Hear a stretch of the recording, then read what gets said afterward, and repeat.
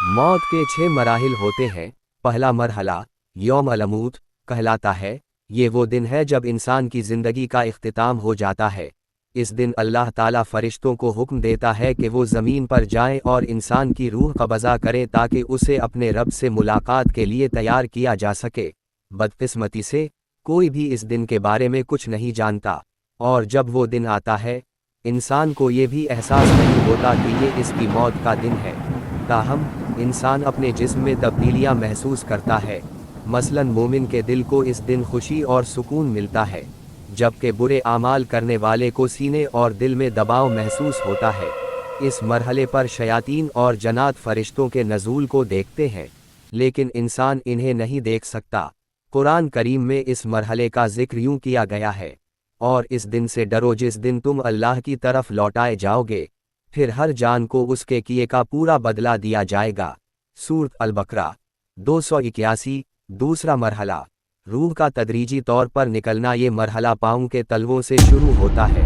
रूह आहिस्ता आहिस्ता ऊपर की तरफ बढ़ती है, टांगों, घुटनों, पीठ, नाफ और सीने से गुजरती है, यहाँ तक कि वो एक मकाम पर पहुँचती है जिसे तरक्की कहा जाता है।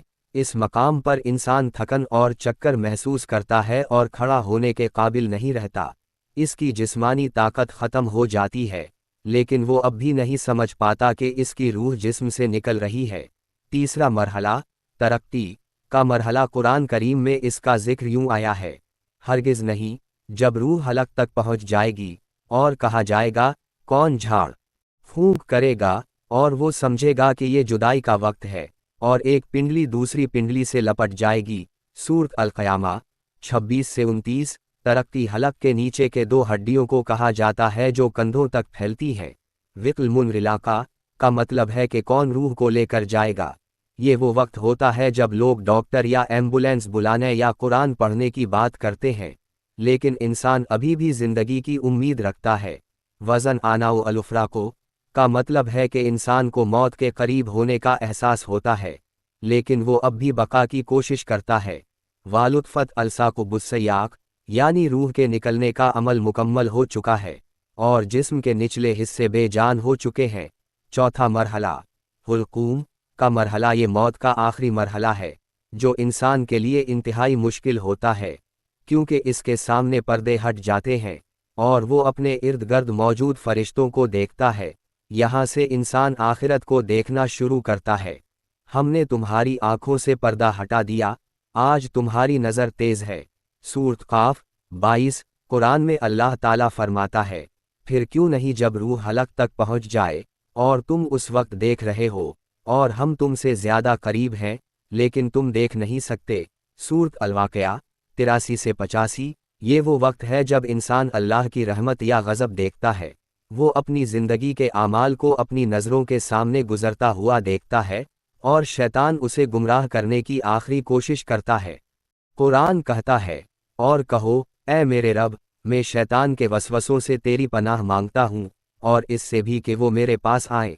सूरत अल-मुमनून 97 से 98। पाँचवा मरहला मुल्क अलमूत का दाखिला। ये मरहला वो है जहाँ इंसान को मालूम हो जाता है कि वो रहमत वालों में से है या अजाब वालों में से। अल्लाह ताला फरमाता है, और जिनकी रूहें फरिश्ते सख्ती से निकालते हैं उनके चेहरों और पुश्तों पर मारते हैं। सूरत मुहम्मद 27। अगर इंसान मोमिन है तो इसकी रूह नरमी से निकलती है, जैसे पानी का कतरा मुश्कीज़े से निकलता है। अल्लाह फरमाता है, ए इत्मीनान वाली रूह, अपने रब की तरफ लौट, राज़ी और मर्ज़ी और मेरे बंदों में शामिल हो जा और मेरी जन्नत में दाखिल हो जा। सूरत अल-फजर 27 से 30। छठा और आखिरी मरहला। ये मरहला वो है जब इंसान की रूह मुकम्मल तौर पर जिस्म से निकल जाती है। अगर वो गुनाहगार है तो कहता है, ऐ मेरे रब, मुझे वापस भेज दे ताकि मैं नेक अमल कर सकूं।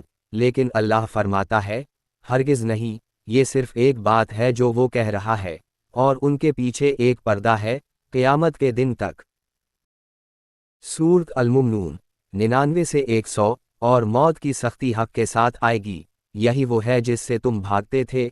सूरत क़ाफ 19। यहाँ मोमिन के लिए जन्नत की बशारत है, जबकि गुनाहगार के लिए अजाब की वईद। एक मफसर से पूछा गया कि लोग मौत से क्यों डरते हैं। انہوں نے جواب دیا، کیونکہ تم نے دنیا کو آباد کیا اور آخرت کو برباد کر دیا۔ اے میرے اللہ، ہمارا آخری خاتمہ دین اسلام پر فرمانا، آمین۔